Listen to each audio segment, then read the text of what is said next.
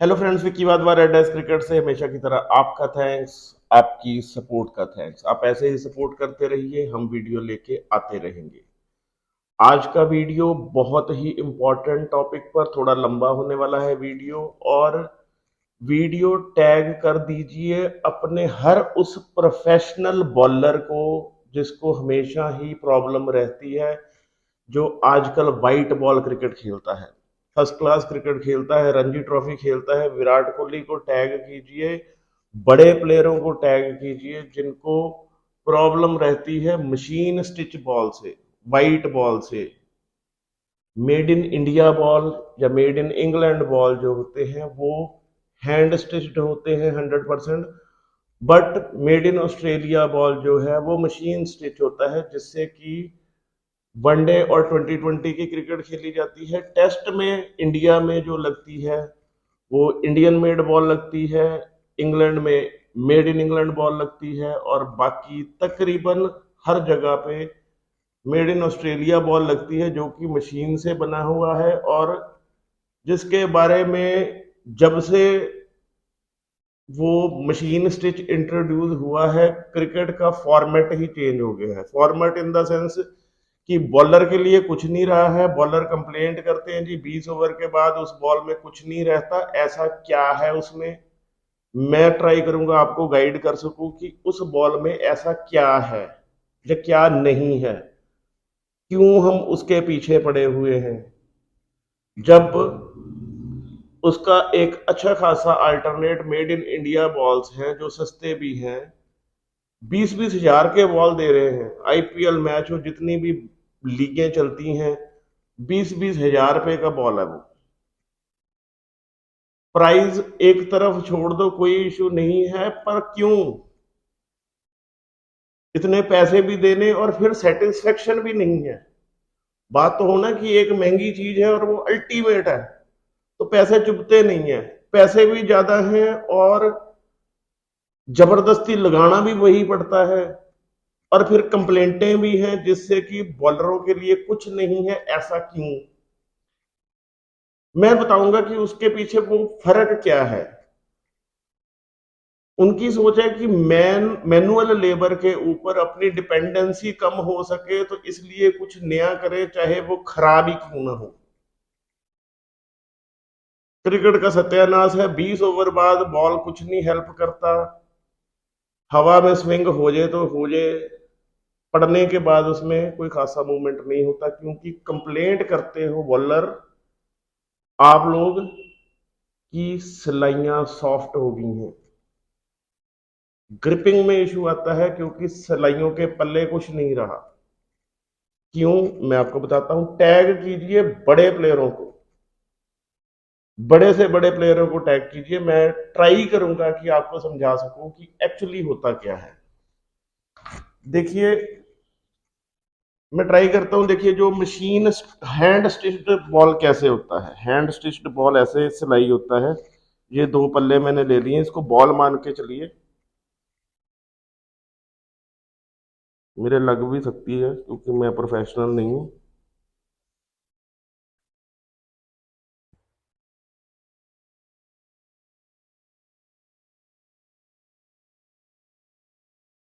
ये लग गई है जी सेंटर वाली सीन। आप मान के चलो कि ये है सेंटर वाली सीन।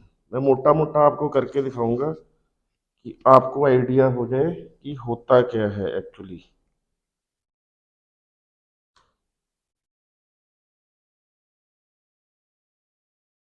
ये लगने जा रही है दूसरी सिलाई।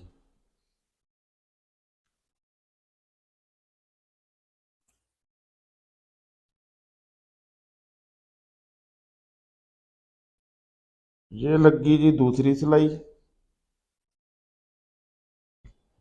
ये देखिए, ये एक सिलाई लग गई, ये दूसरी लग गई। अब मैं तीसरी लगा के दिखाता हूँ आपको।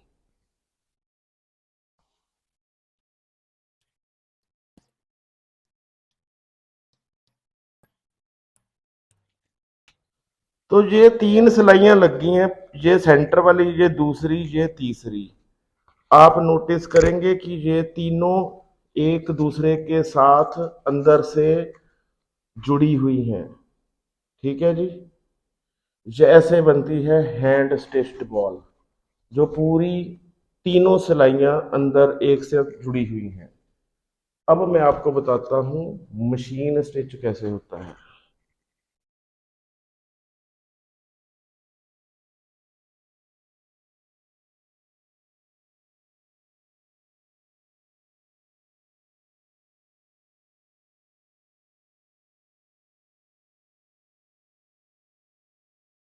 बस जी,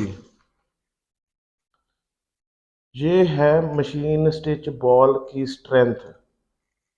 सिर्फ जो सेंटर की सिलाई है वो हाथ से लगती है, जो बाकी की दो सिलाइयां हैं वो कैसे लगती हैं।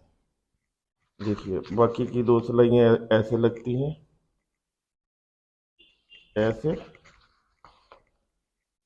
फिर ऐसे।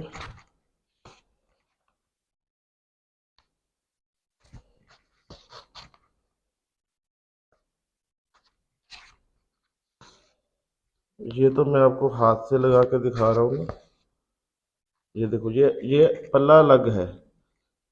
इन दोनों पल्लों को जोड़ा एक सेंटर की सिलाई में है। ये जो सिलाई है ना, ये देखिए,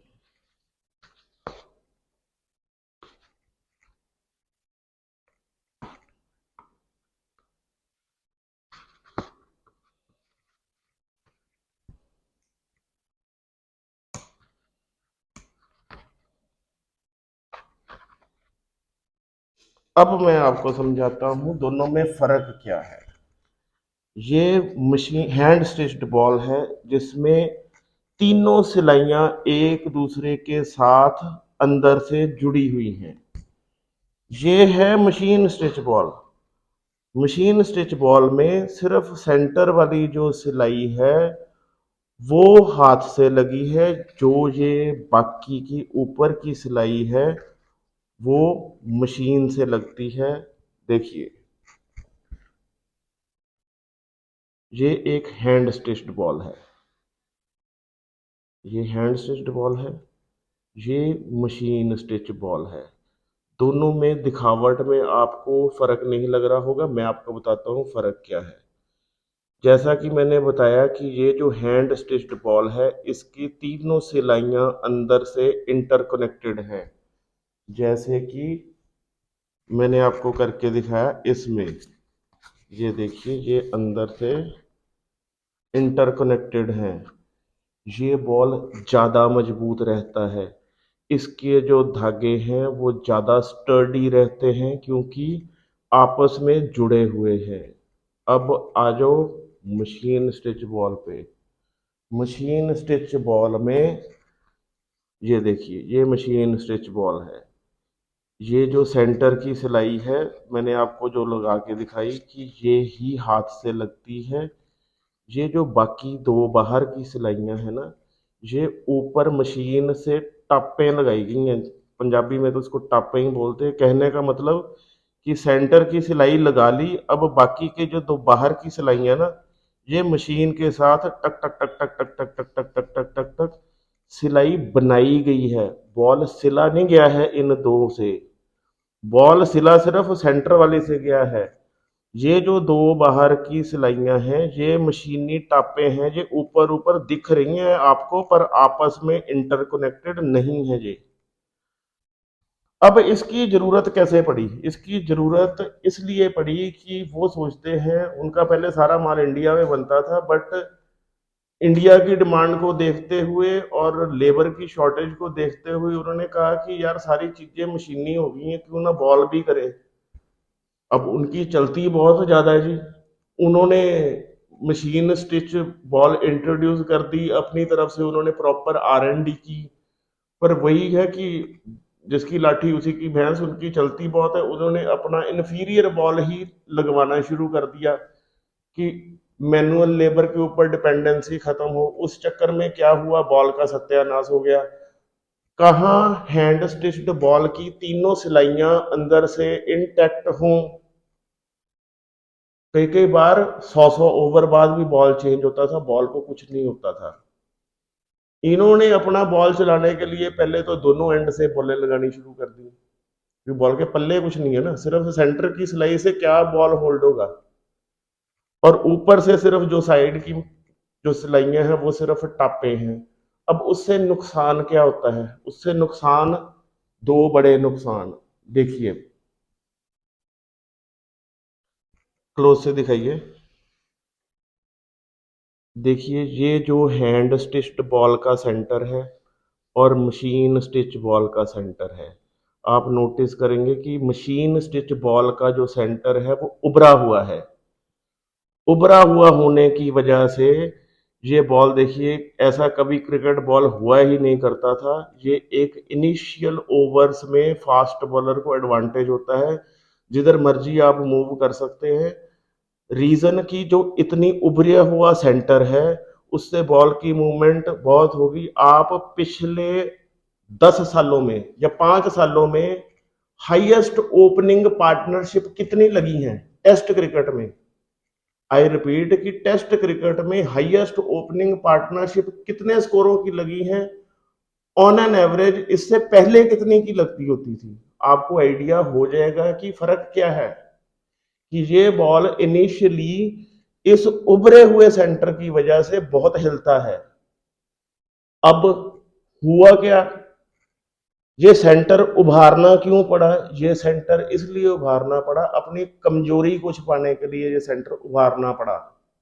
बड़ा इजीली ये नीचे हो सकता है, क्यों, मैं आपको बताता हूं। देखिए, जब ये सेंटर की सिलाई लगती है ना, तो वो ये दो पल्लों के बिल्कुल पास से लगती है स्टिच बॉल में। पर इन्होंने जो सेंटर की सिलाई लगाई वो थोड़ी सी नीचे करके लगाई, कि ये जो सेंटर है ये थोड़ा सा उभरा हुआ रहे। उभरा हुआ क्यों रहे? उभरा हुआ इसलिए रहे कि जैसे जैसे बॉल यूज होता है, बॉल की ठुकाई होती है, तो ये जो उभरा हुआ सेंटर है वो फैल के इस सेंटर वाली सिलाई के ऊपर छतरी बना लेता है। क्योंकि स्ट्रेंथ तो बॉल की वो सेंटर वाली सिलाई है ना, अगर उसको प्रोटेक्शन नहीं दोगे तो वो खिल्लर जाएगी। अब उसको प्रोटेक्ट करने के लिए ये उभार दिया सेंटर, कितनी गलत बात है। मतलब बॉल, आप पुराना क्रिकेटर जो आज का बॉल पकड़ता है वो कहता है ये बॉल है, पर अपनी कमजोरी छिपाने के लिए, अपने बॉल को हिट करने के लिए उन्होंने बॉल की शक्ल ही चेंज कर दी। तभी बड़े क्रिकेटर कंप्लेंट करते हैं कि नहीं यार, हम नहीं लगाएंगे मशीन स्टिच बॉल। इसको उभार दिया सो दैट कि जब ये ठुके तो ये एक छतरी बना ले सेंटर की स्टिच के ऊपर, सो दैट की बॉल चल जाए। ये देखिए, ये क्लियर कट आपको दिखेगा कि देखो कितना उभरा हुआ है। और ये हैंड स्टिच्ड का देखिए बिल्कुल बराबर है सिलाई।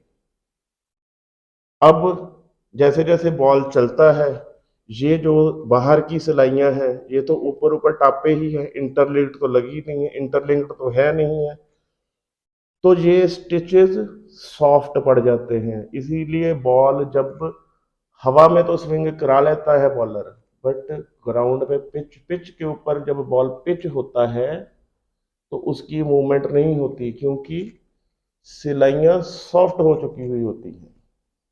मुझे हैरानी है कि हम इतना बड़ा बोर्ड है, क्यों नहीं बैठते आप इंडियन मेकर्स के साथ जो लेजेंडरी हैं, जिनको 100 100 साल हो गए हैं काम करते हुए? क्यों नहीं हम बॉल डेवलप कराते? रीजन देते हो वाइट बॉल दो इसलिए लगेंगे जी, ट्वाइलाइट है, लाइट है, मैला हो गया, हरा हो गया।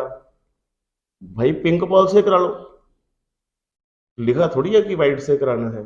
अब वाइट बॉल में भी डेवलपमेंट के चांसेस हैं, बैठो तो सही। क्यों एक प्रोडक्ट जिससे कि कोई भी बॉलर या कोई भी कैप्टन सेटिस्फाइड नहीं है वही लगाना ही लगाना है, कोई डॉक्टर ने थोड़ी लिख के दिया हुआ है। बैठिए इंडियन मेकर्स के साथ, उनके साथ रिसर्च एंड डेवलपमेंट कीजिए, उनको एनकरेज कीजिए। 10th ऑफ द प्राइस, 2000 रुपए का बॉल है उनका, सिर्फ टॉप ऑफ द लाइन। आप 20,000 का ले रहे हो, क्यों? ज्यादा पैसा है, हमारी डिस्ट्रिक्ट एसोसिएशनों को बॉलें प्रोवाइड करो, बच्चों को दो इक्विपमेंट, वहां पे खर्चा करो जहां पे करने वाला है, और हमारे मेकर्स के साथ बैठो। लेजेंडरी हैं वो, उनको 100-100 साल हो गए काम करते हुए, यही काम करते हुए। उनके साथ मिल के एक बॉल डेवलप कीजिए जिससे कि सारे सेटिस्फाइड हों। कोई कैप्टन किस वजह से सेटिस्फाइड नहीं है, कोई कैप्टन को बॉल में कोई दूसरी कमी लगती है। अगर बॉल में प्रॉब्लम है तो क्यों नहीं सॉर्ट हो सकती, किस चीज की कमी है हमारे पास। ये वीडियो बड़े प्लेयरों को टैग कीजिए। आई रिक्वेस्ट कि किसी ना किसी के सर्कल में कोई ना कोई बड़ा प्लेयर होगा, उसको जरूर टैग कीजिए सो दैट कि उसको पता चल सके कि क्या फर्क है। वो कंप्लेंट तो करते हैं कि जी हाँ ये मशीन स्विच बॉल में ये है उसमें नहीं है, पर क्या नहीं है उनको इस वीडियो के बाद समझ लग जाएगा कि दोनों में बेसिक फर्क है क्या एक्चुअली। आगे से आगे भेजिए, सबको क्लैरिटी हो सके। मेगा कॉन्टेस्ट 29 अक्टूबर को उसका एंट्री भेजने का लास्ट दिन है। आप भेजिए एक छोटा सा क्वेश्चन, आपको गेस करना है उस प्लेयर का नाम जिसने T20 इंटरनेशनल क्रिकेट में सबसे ज्यादा विकेट लिए हैं। You need to guess the name of player who took maximum number of wickets in T20 internationals. Diwali वाले दिन हम इसका विनर डिक्लेयर करेंगे। 3 प्राइजेस, आपको सही जवाब के साथ अपना नाम और शहर का नाम जरूर लिखना है, क्योंकि कई बार आईडी नाम के साथ रेलिवेंट नहीं होती। तो सही जवाब, आपका नाम और शहर का नाम जरूरी है। इसके अलावा हम कोई एंट्री एंटरटेन नहीं करेंगे। मैं फिर रिक्वेस्ट करता हूं कि वीडियो उस प्लेयर को टैग कीजिए जो बड़े लेवल की क्रिकेट खेलता हो। वीडियो अच्छी लगे तो आगे से आगे भेजिए। Keep watching, keep sharing. Thank you.